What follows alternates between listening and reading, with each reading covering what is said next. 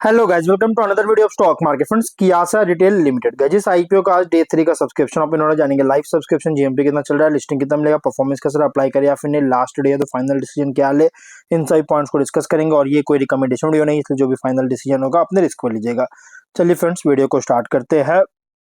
तो guys, IPO जो 23 का ओपन हुआ था 25 फेब, आज के दिन क्लोज किया जा रहा है। 2 मार्च का लिस्टिंग डे 10 रुपीज का, फेस वैल्यू 121 टू 127 रुपीज पर शेयर की प्राइस, 1000 शेयर्स की lot size, fresh capital book build IPO है। 70 करोड़ का इशू साइज, 54.9 लाख शेयर्स का इशू किया गया है। Prabhat financial services market maker BSE SME platform पर लिस्टिंग किया जा रहा है। अलॉटमेंट डेट 26 फेब का, 27 को रिफंड रिलीज किया जाएगा, 7 और शेयर्स डीमैट अकाउंट में क्रेडिट किया जाएगा। ऑफर दिया गया है QIB only 1%, big HNI 25.3, small HNI 12.7 और रिटेल 56% ऑफर दी गई है।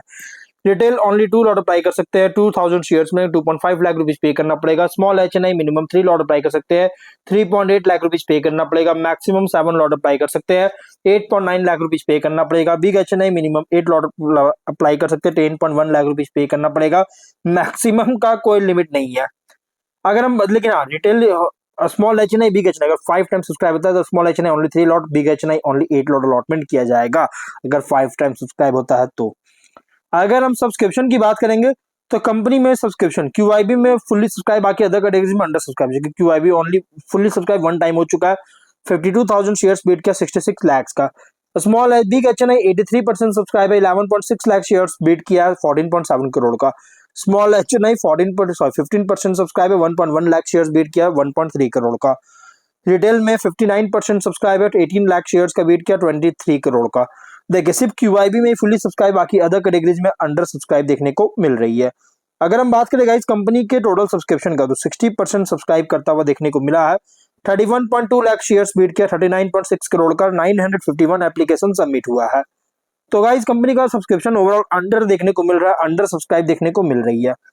जीएमपी की बात करेंगे तो जीएमपी 26 रुपीज का ट्रेड कर रहा है। 20.5% का लिस्टिंग एक्सपेक्ट कर सकते हैं। नो डाउट बहुत ही स्ट्रॉन्ग लिस्टिंग मिलने के चांसेस। 153 रुपीज का एस्टिमेटेड लिस्टिंग प्राइस, 26,000 रुपीज का एस्टिमेटेड प्रॉफिट आपको सिंगल लॉट पर मिल सकता है।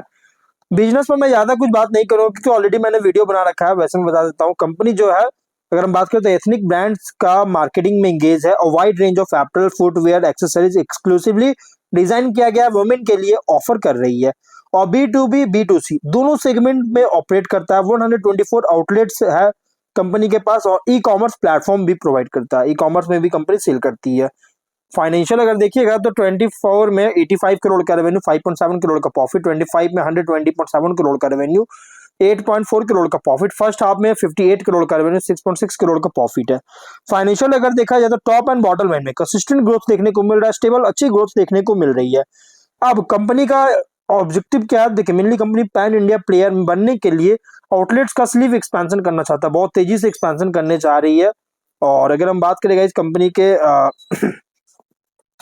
आगे ऑब्जेक्टिव देखा जाए तो न्यू स्टेट्स को ओपन करना चाहता है, जनरल कॉर्पोरेट पर्पस के लिए फंडिंग चाहता है जिसके लिए आईपीओ लेकर आया है। ऑब्जेक्टिव और रेशियोज में ROE 20.2, ROC 12, RONW 14, PAT 11.4, EBITDA margin 21.1, PB है 3.4 टाइम का, पी डेट टू इक्विटी है 0.9 टाइम का, पीई है 19.3 टाइम का। Promoter holding pre issue 71.8, post issue 50.2% का। मार्केट कैप 231.5 करोड़ का किया जा रहा है। तो कंपनी का प्राइस बैंड जो रखा गया रिसेंट फाइनेंशियल डेटा के अकॉर्डिंग ओवरली प्राइस रखा गया। आईपीओ का जो प्राइस बैंड है ओवरली प्राइस रखी गई है। अगर हम स्वॉट एनालिसिस करेंगे तो स्वॉट एनालिसिस में हम लोग स्ट्रेंथ बात करेंगे जो कि रिटेल और डिस्ट्रीब्यूशन सेक्टर में ऑपरेट हो रहा है और फोकस है कंपनी का रिटेलिंग कंज्यूमर प्रोडक्ट्स पर। रिटेल बिजनेस टिपिकली बेनिफिट मिल रहा है consumer demand, recurring consumer demand से एसेंशियल और डिस्क्रिशनरी कैटेगरीज में। और रिटेल प्रेजेंस भी बिल्ड करने का पोटेंशियल है मल्टी फॉर्मेट डिस्ट्रीब्यूशन के थ्रू, जिसमें इंक्लूड है फिजिकल आउटलेट और डिजिटल चैनल्स। और रिटेल सेक्टर ग्रोथ भी अगर देखिए अगर सपोर्टेड किया जा रहा है consumer spending, urbanisation, organised retail penetration के द्वारा राइज किया जा रहा है। ये जो राइज हो रहा है इसके द्वारा सपोर्टेड किया जा रहा है रिटेल सेक्टर ग्रोथ। और प्रोडक्ट पोर्टफोलियो को स्केल करना और स्टोर नेटवर्क को एक्सपैंड करने का, क्योंकि ब्रांड अवेयरनेस ग्रो कर रहा है, इसको एक्सपैंड करने का एबिलिटी है कंपनी के पास। वीकनेस की बात करेंगे तो स्केल इसका बहुत ही स्मॉलर है लार्ज ऑर्गेनाइज्ड रिटेल चेन्स और नेशनल एफएमसीजी ब्रांड्स के कंपैरिजन में। मार्जिन प्रेशर कॉमन है, रिटेल में कंपटीशन, डिस्काउंटिंग और इन्वेंट्री कॉस्ट के कारण वर्किंग कैपिटल इंटेंसिव ऑपरेशन है। इन्वेंट्री होल्डिंग और रिसीवेबल्स के कारण रिटेलर्स और डिस्ट्रीब्यूटर से लिमिटेड ब्रांड रिकॉग्निशन बहुत ज्यादा है। स्टैब्लिश्ड रिटेल कंपनीज के कंपैरिजन में रिटेल ट्रैक्शन को रिस्ट्रिक्ट कर सकता है। अपॉर्चुनिटीज की बात करेंगे तो कंज्यूमर स्पेंडिंग और ऑर्गेनाइज्ड रिटेल एक्सपेंशन जो है इंडिया में हो रहा है, ग्रो कर रही है, जिससे ग्रोथ रनवे जो है रिटेल फर्म्स के लिए क्रिएट करता है। और e commerce omni channel retailing में भी एक्सपैंड कर रही है, जिससे मार्केट रीच और कस्टमर एक्सपीरियंस को कन्वीनियंस को इंक्रीज कर सकता है। Plus private label products, curated product assortment को इंट्रोड्यूस करने का अपॉर्चुनिटी मिल रहा है, जिससे हायर मार्जिन कैप्चर कर सकता है। सप्लायर्स और ब्रांड्स के साथ पार्टनरशिप किया है, जिससे एक्सक्लूसिव डिस्ट्रीब्यूशन राइट सिक्योर कर सके और कॉम्पिटिटिव नेच को इंप्रूव कर सके। थ्रेट की बात करें तो हाईली कॉम्पिटिटिव रिटेल इन्वायरमेंट है, जो कि large clients, online market place और ब्रांडेड स्टोर से प्रेशर्स बहुत ज्यादा हाईली कॉम्पिटिटिव रिटेल इन्वायरमेंट में। मार्जिन कॉम्प्रेशन लगा सकते हैं pricing war, discounting, inventory right downs के कारण, और इकोनॉमिक डाउनटर्न के कारण का डिस्क्रिशनरी स्पेंडिंग जो है, कंज्यूमर स्पेंडिंग जो है रिड्यूस कर सकता है, जिससे रिटेल सेल्स वॉल्यूम्स को जो अफेक्ट कर रही है। रेगुलेटरी कॉम्प्लायंस रिक्वायरमेंट बहुत ज्यादा है retail operations, GST, return policies में, जिससे कॉस्ट रेज हो सकता है।